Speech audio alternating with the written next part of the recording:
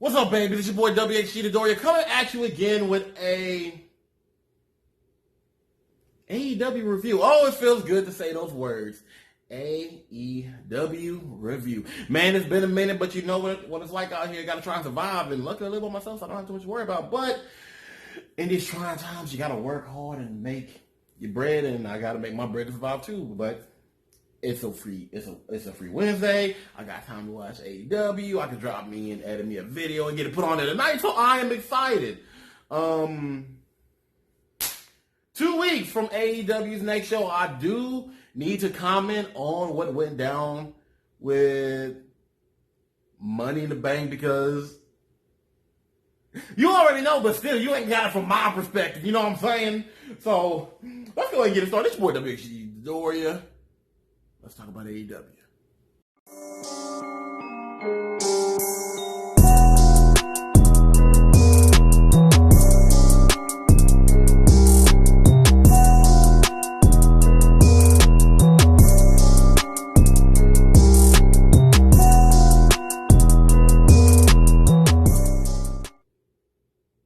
Now, first off, this is how you start a show. Like, this is what I'm talking about. Obviously, we gonna have that boy Jake Roberts talking like the old ass man he is, talking that shit. Oh, for Cody to come in, it would be so much better if Cody actually would have rammed that shit. If he wouldn't have had his personal truck, but you know, a stunt truck, and just fucking vroom that shit. Cause it was just a love tap, bro. Like I damaged the car. I fucking wrecked. I fucking hit something hard when I fell asleep behind the road. This is years ago and I was very tired. It was a very troubling time and I had to recuperate from that for a long time. But that's the point right now because we're talking about wrestling. Anyway, other than that, we get right into the brawl action. It's fine because we're obviously seeing that, A, they peeped out one another's moves. But the hardest thing for Cody is going to be that you got that, this is like Archer, the Murder Hawk monster, and you got to put in a lot of hard work there, bro. But you know, I see that I got the fight going. While fucking Jake was over there talking that shit, commentating the entire fucking way. I'm excited for that match. And not only fucking that, not only is it going to be for the title, not only do we got a startup feud that I'm actually digging now, we got Mike Tyson going to present the TNT Championship belt. And I had to make the comment on my Twitter, I'm like, I guess this means that we ain't never going to get no more mentions of Mike Tyson in the WWE. I mean, how are they going to talk about the classic match of HBK? Almost fucked up. HBK versus Austin for Austin's first title reign without Mike Tyson, bruh. It's going to be difficult, but they don't have to. They don't need to do it, Mike. Mike is presenting the belt. You ain't got to be such a hater. Because y'all ain't really brought Mike Tyson back in since. But you know what it is, what it is. My man Tyson going to be there looking like a beast about to come back into the boxing game. But that's a whole different video. Because now we got to go ahead and get started with this. But goddamn, that was a fine opener. I was like lit. I was hype. I was smiling from ear to ear. I'm just like ready to go, man. I missed this. Yeah. So, before we go into the first match of the night, which is going to be a tag match. We're talking about Jurassic Express going up against the Best Friends with Marco Stunt and Orange Cassidy right there ringside. So, what gets me about this is that they do a little little promo package about AEW's tag division, which I actually fucks with. Because here's my thing about it. Honestly, if you want good tag team wrestling, or if you at least want tag team wrestling to be prominent in the forefront of things, you got to have, you know, a willingness to actually put them stage front and let them shine, which AEW does. Now, does AEW have the best tag division? Arguably debatable. And if we're going to go off of pure talent and star power, I'm going to give it to the WWE. But then again, it's hard to do with the WWE because you got to do Raw, SmackDown, NXT, and I'm not even sure what is going on with 205 Live.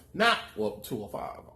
But definitely them once again putting more focus on it. Pointing out that the Best Friends that really came to fuck up. Them and Jurassic Express, who last year probably was one of the lower ranked teams, have actually come up undefeated so far this year, and they've been doing a damn thing. So this is definitely going to be a nice and compelling match. This is all the build for the fact that the fucking Revolt will be appearing in AEW. Will they be? They're not gonna be permanent. They're not gonna be exclusives. No. They already said that they want to wrestle fucking everybody from the Briscoes up in ROH to the North in TNA. They want the Gorillas of Destiny and Finn Juice. Yo, I definitely want them to bounce around. Definitely what AEW needs to do is not only showing that they have the best tag division by having their own talents, making it more popular. They gotta actually open up the doors and let other guys from other companies step in, occasionally wear the belts and get that partnership thing going on. That's what needs to happen. It should happen. But it was definitely a good vignette. And then now to get into the match. So going into this, we got Earth Best Friends versus Jurassic Express. This could have major title contention repercussions. And not only that, but as we found out due to the coronavirus situation, the Dark Order hasn't been able to be around, which means that their status is dropping slowly. And with that, we get the match going on. And honestly, it's a dope little match. We get the technical prowess from the smaller guys, though. With Jungle Boy and Sexy Chucky G. I'm gonna say it right like that. Which is actually pretty dope. I love the reversals and the counters. I was feeling that. Then you also had to have Jurassic Boy Luchasaurus going up against Trent Beretta. Or just Trent, now depending on how you feel about it. I'm sorry, it's fucking late. Anyway. It's definitely a nice little dynamic to really see the fact that Luchasaurus not only is a powerhouse, but he's also a striker, a hell of a striker at that. And honestly, as a babyface v babyface match, it was actually really good. It was, they tried to keep it as clean as possible. Definitely felt like they were competing for something major here. I fucked with it, and when the action started to rev up, it fucking went going, which is what I love about AEW tag matches. And then it happened. I recorded it so you can see my reaction right about. Getting fired up here. Oh shit. He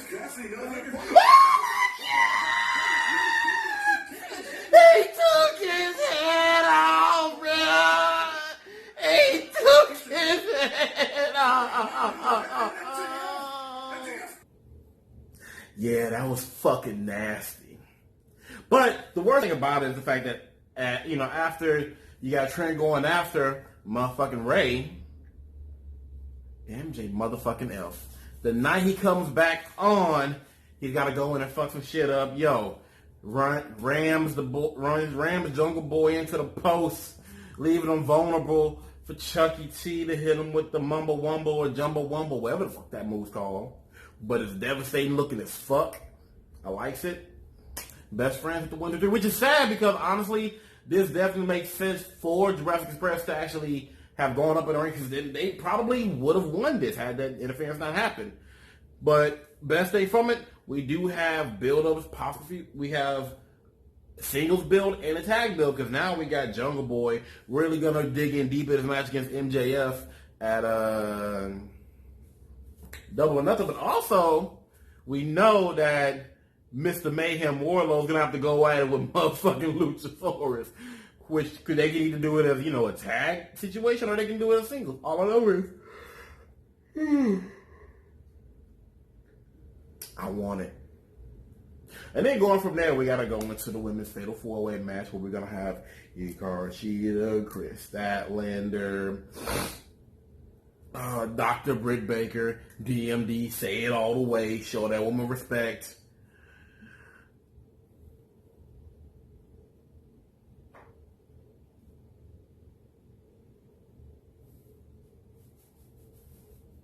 I can't remember the fourth person's name. Penelope Ford, that's her name. Penelope motherfucking Ford. Sorry. I haven't really been digging hard though. I heard she's been pretty active. Again, I'm tired of shit recording this. So, from there, before we get into it, we have commentary discussion, which I just realized, for the first time we have the main three back for the first time in like a long time, because I know that for a minute they have been doing Tony Schiavone like a guest commentator. I know they did Cody, they did Jericho quite a few times, but Jericho's fucking awesome there. Like, once he's done in ring, he definitely needs to become color commentary. He's fucking awesome. Oh, and then Moxley pops the fuck up, which somebody getting fucked up tonight. Anywho, from there, let's go ahead and get into the motherfucking show. This Fatal 4-Hour. I hope it's enjoyable because the women's matches before the COVID thing went south actually started getting a bit more push and build. Honestly, I just hate that my girl Swole ain't there right now. But you know what? She'll be back in time, so let's go ahead and get to it. So, Peep Game. That was a wild-ass match. I mean, clearly spot fest heavy. And it wasn't the cleanest match. To be honest, that's been one follow with AEW Women's Division. Their matches aren't necessarily clean, but hey, I was still entertained. I enjoyed it. You know, it got the job done, and we got a feud out of it. I'm down. So, all women basically, like I said, this was a spot match. Like, everybody's fucking getting their spots. Like, boom, boom, boom, boom, here, there, everywhere. You know, no particular person outshined more, but I would say Ishii was looking pretty good. She was looking pretty good. And she came out with the win because Britt took her eyes off of Hikaru, who she's had beef with since getting her nose broken a couple weeks back, apparently. I only moderately keep in touch. But to where she's now feuding with Statlander, because Statlander pissed her off. And I've seen bits and pieces of here and there for little things I hear about. Besides the immense praise that Britt Baker has gotten for where she is now as a heel, son, where the fuck did you get that glove from? The fucking rubber glove she was using to use the lockjaw. I was done with that. Like yo, that was fun. That was cool. I enjoyed it. And then afterwards, apparently some nigga named Pineapple Pete is going up against Chris Jericho, and I fucks with him because I likes the philosophy. I don't throw shapes, referred to in a circle. I throw hands. See, Braun, if only Braun was here, it could. There were tags, it would have been great. Now then, so we get into the match. We're gonna have Matt Hardy, Kenny Omega versus Proud and Powerful, and it was a good ass tag match, solidifying the fact that AEW does have great tag matches that get time and opportunity for the teams to do what they do best, tell a story. And I love the energy with Matt and motherfucking Kenny more than I do Hangman, more than the sword hanging over the tag that is Kenny and Hangman. Like, they're both outlandish in their expressions. They're just out there characters, and they're two of my favorite wrestlers. But this fucking match, besides great in-ring work, comedy was on point because 3 out of the 4 are over the top. Kenny, Matt, and Ortiz. Because there were some times where all their facial expressions were fucking killing me. Ortiz does not get enough praise for how he sells. I swear to God. And Santana, when he sells a serious hit, it fucking goes. But the moment of the goddamn match, he was at the very fucking end when Sammy fucking go forward. Apples in. I'm gonna get you, motherfucker. I'm gonna get you. Son, was going didn't even lift the chair up to hit Matt. He just walking right in front of Matt, just hit him with the twist of fate and called it a day. You got bodied, son. GG. Oh, that was a great fucking match. And then afterwards, we get Taz still talking to motherfucking Darby Allin. Which apparently there's something going on with them. I'm interested. Taz wants to teach Darby, but Darby's like, I don't need it. But also, Darby came in third in state wrestling as a state wrestling champion. That was dope. We're also going to be seeing a ladder match between him, fucking Ray Phoenix, Orange Cassidy, so we get to see that conclude. That little bit from there from getting their kicked off. And I think, well, not even, well, the pay-per-view in-ring debut of Colt Cabana. I'm sorry, hold the fuck up. What we got here? The happiest thing for me is that I can challenge the women's title at this moment. Okay. The best thing, what can I do, is the winning the title. So I will beat Naira. Oh, hey, excuse me, Samantha. Hey, Nala, Easy. You had a really No. hard match tonight. No. I just came to say congratulations. Nala. I know you've been looking for something. You've been missing something. I got you a present. Got your kendo stick, bitch. Oh, shit. Bro, I fucking love Nyla Rose. And you know it. Hold on. I'll get back to y'all in a second. Nyla Rose. Son, not only have I missed MJF, in between his bullshittery and douchebaggery, the motherfucker is solid in the ring and is fucking great. Like goddamn. Besides, I mean, he hits almost every fucking time. Like, he hits the fucking mark when he's on the mic. He is right when he said he don't miss. But this nigga still, but he is good at fucking the ring. Like as a show of dominance against a jobber, this wasn't just a squash, but a great showing of his actual in-ring ability. I fucked with it. Honestly, I see him and Shawn Spears becoming a tag team, or MJF just having his own little group with nice little trios with him, Shawn Spears, and Wardlow. It'll definitely be good. But then, just after the match, just does what he does best. And Lord, it was a great feeling. It's nice to have MJF back. I am glad that we have MJF back. The top heel, like it's actually it's actually neck and neck with him and Jericho. But as a standalone, I'm gonna give it to MJF a little bit more. I fuck with it.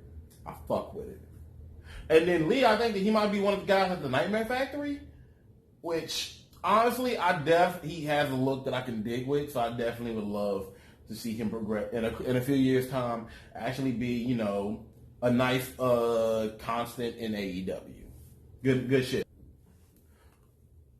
So we just gotta address the fact that this nigga Chris Jericho is Kanye West because he made this bitch famous. Like, goddamn. And I was just talking about fucking Jericho and MJF. I mean, bruh. I guess that Jericho is a great fucking heel in the sense that he can get a baby face over like Rover and make something out of nothing. Because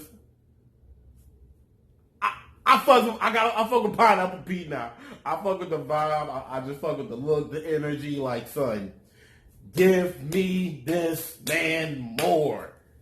Yes. On the plus side, he actually wasn't looking half bad at the beginning of matches. He works on it. You need to work on your freaking punches, man. But yo, other than that, I can see him being a babyface favorite. Definitely low card, upper low into the mid maybe. Could definitely see it, but yo. Good vibes, bro. Good vibes.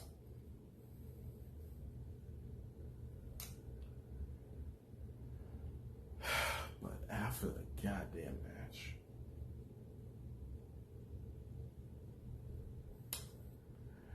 I watched the show in two showings. I watched the first run and then I did my review watch. And this is my original reaction for what I saw next because you know what? Take it away, younger Jonte.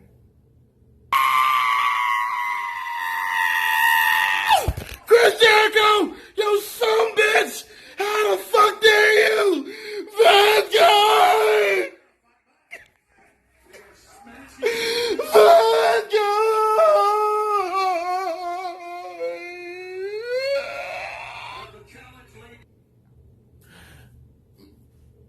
Yes, my name is Jonte, but we're gonna ignore that. It's WxG Adoria to you, bitch. I'm sorry. It's WxG Adoria to y'all. So we are going to get at Double or Nothing a stadium stampede. Now, Cody, I know you feel this type of way because Vince is really throwing a wrench and you trying to get what is it, bunkhouse stampede? From them on the copyright tip, especially since the WWE doesn't do shit with any of the WCW fucking matches. I mean, how the fuck can you have classic shows but not utilize them? I mean, you had Clash of Champions. Was Clash of Champions or Night of Champions? Clash of Champions, you have Starrcade, which you basically destroyed because you're WWE. There's the Great American Bash, which, come on, son. Goddamn. What? There's Super Brawl, which definitely is a WCW classic. Halloween Havoc, like, come on. Why would you have Halloween Havoc, one of the most iconic pay-per-views, and not utilize it? Like, son. That's a rare video. All I know is that the Stadium Stampede, though, I wonder if this is gonna be their second attempt for a cinematic match, because keep in mind there was supposed to be the ultimate deletion. Which didn't happen or hasn't happened yet, which you don't know. But there has to be an elite deletion. There has to happen, and then what? Now we're gonna do the Stadium Stampede, or is that gonna be an actual match? I don't know. I don't know what the fucking Stadium Stampede is, and I'm excited for it. Also, I'm guessing the Double or Nothing is gonna take place in Jacksonville, but RPV1. Moving on. And so now we got to close out the night with the main event. Mr. Brody Lee, escorted by number 10 and a few other creepers of the Dark Order, going against SCU's Christopher Daniels. Honestly, the man who should be the gatekeeper of AEW. The match was satisfying, definitely. It was, the longest match that Brody has had. And again, I definitely enjoyed it, but to me, the match didn't matter, because I already knew he was going to win. What matters to me is, where do we go from here? What's the story and what's the setup? Because here's my thing about it. Now, the COVID situation, the COVID situation definitely has hurt Moxley's reign. I'm not gonna say it's a complete wash, but it definitely it's gonna fucking hurt it a little bit. But this is definitely a nice little way to make up for it. What I think they're doing is the fact that Moxley, at his best, has been on the chase.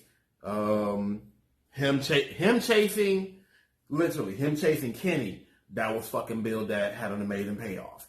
Him chasing Chris for the belt was a great, month and a half, almost 2 months of television as far as the main event, as far as the championship belt went.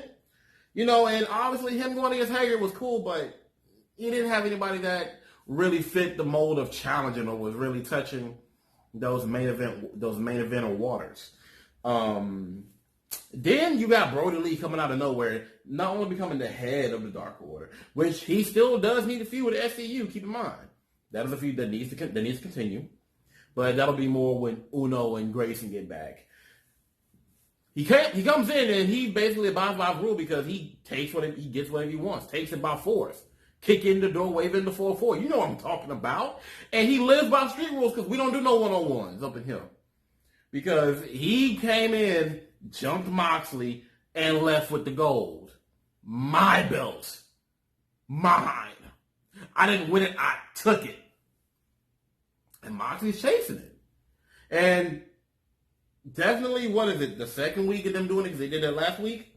And we still got 2 weeks? We got a week or two? What's today? Ooh, we got a week or two until Double or Nothing. So that's going to be a nice. That's definitely going to be a big payoff match. Firm belief: the championship majority of the time ends the show. Now, I don't know what this, what's they calling it? Stadium Stampede is going to be like, but that can't end the show. You can make it the semi-main, you can make it the opener, but you do not make it the main event because that has to be for Moxley and Brody. And Moxley needs to be treated as champ no matter what. Now, I get the feeling he's going to take the belt. Brody Lee does not need the belt now. Honestly, I like this whole, he took the belt and is having his reign currently going on. Nobody's acknowledging it, but that's definitely why I view it. And this definitely will get us used to the idea that one day he will be champion. And I definitely fucked with that thought. But the way he's doing it now is great because he can take that L. Honestly, Double or Nothing is going to be a feel-good show. I don't expect many heel individuals to win except for MJF because it's fucking MJF. But yeah, so match goes through. Brody gets the win. Serviceable. Actually, it was actually pretty good. I think I don't know. I don't have enough invested with him and Christopher Daniels for me to really care for it. And if you're gonna go with the last match of the show, there needs to be something built in there that has me pulled. But afterwards, Moxley comes out, beat up the fucking creepers. Him and number 10 comes out. Moxley does his passionate speech, letting Brody know that your ass done wrote a check that it cannot cash. That's the Moxley we love. That's the passionate, crazy motherfucker that'll beat anybody for his shit. That's going to be a nice match. I see why people have been saying that AEW over the past few weeks, hell, months, and even before the COVID situation was really good. And honestly, because I remember all the way up to Revolution, AEW was doing good. And they've been doing good from what I heard, at least for the last 3 or 4 weeks. I think it was like a 2-3 week period where NXT was like topping them on the views, but that was also because, early days of the COVID situation, people were at home and, freaking out and whatnot. But, now they're on a roll. They're back to having a top rated wrestling show on Wednesdays. Nice. And honestly, if this is what they've been doing great. I'm probably going to take my time out to go and look back on the past couple of weeks and see what I missed specifically, because I haven't really been touching much wrestling. I did watch Money in the Bank, but that's for some other time. Definitely a good show. Honestly, I'm going to go ahead and rate this one a solid B+. No, I'm lying. Honestly, this is an A- show. There was more than enough invested. There was minimal to complain about. That wasn't just some in-ring action, mostly on the women's part. But I was thoroughly entertained. The matches were great. The main event, my heart wasn't in it, but it was still serviceable and it was good. Yeah, A- serves just fine, and it's wonderful to be back. Yo, everybody, I'm going to be getting back into this thing. I'm occasionally going to be putting some video game streams. There's always going to be some casual shit, not nothing on a pro tip. If y'all can come in, hit me up, chat me up, bet I'm going to try and get my Twitter information on here. So please like and follow me on my Twitter. It'll be WxG Dodoria. WxG_Dodoria now. Remember that. And then what? I want to start talking about more wrestling, but I don't know. I honestly want to talk about a lot more shit. So yay. If y'all just want to watch videos of me just talking about nonsense, posting up some random videos. Hell, I even thought about, just doing random promos for no reason. Like angles that I would do if I had obviously been able to continue my wrestling career, because I haven't, because, I can't go to my wrestling school because we all living in the apocalypse. So, please, let me know what's up. Give me some feedback. I'll probably try and drop... I'm going to try and drop that promo vid soon. I did it. You know what? Okay, here's the deal. If one of my 2 videos gets more than like 10 views, and 10 views and like 4 likes. If I can get 4 likes, I'll go ahead and do the little do my promo video. Nothing particular, just an angle. All right, just something that I did, that I shot, that I thought was a little bit lacking in what I like, but I'm also doing all this shit from my fucking phone. So hey, yo, let me know what y'all think. Please like it if you like it, hate it if you hate it. Which, come on, bro. I'm just one person. You can expect greatness from something so small scale. Yo, talk to me in the comments. Tell me your thoughts. Talk to me about the show. Come on, just talk to me because I do enjoy when I get comments and I have a little bit of back and forth. So, hey, it's been your boy WxG Doria. We out.